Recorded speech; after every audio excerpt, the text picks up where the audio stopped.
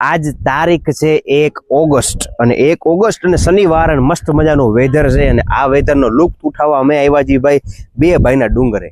આ બે ભાઈનો ડુંગર જામનગરથી 7 થી 8 કિલોમીટર દૂર આવેલો છે અને અહીંની પ્રકૃતિનો ભાઈ આનંદ લેવા માટે આવવું જરૂરી છે.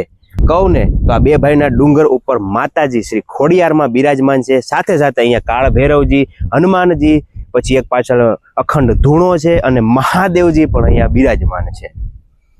અને આ બે ભાઈના ડુંગરે મસ્ત મજાની મજા આવે ચોમાસામાં. મસ્ત મજાના પ્રકૃતિના આજુબાજુના નજારા જોવા મળે અને ધરતીથી થોડોક એવો ઉપર છે એટલે અહીંયા તમે આવો ને તો મજા જ આવ્યા કરે. અને અહીંયા તમે ખાવા પીવાનું પણ લઈને આવી શકો, ફેમિલી સાથે એન્જોય કરી શકો. મસ્ત મજાની બેસવાની સુવિધા છે, તમે બેસી પણ શકો છો. અને મારી પાછળ જે આ મંદિર દેખાય છે એ છે શ્રી ખોડિયાર માતાનું મંદિર.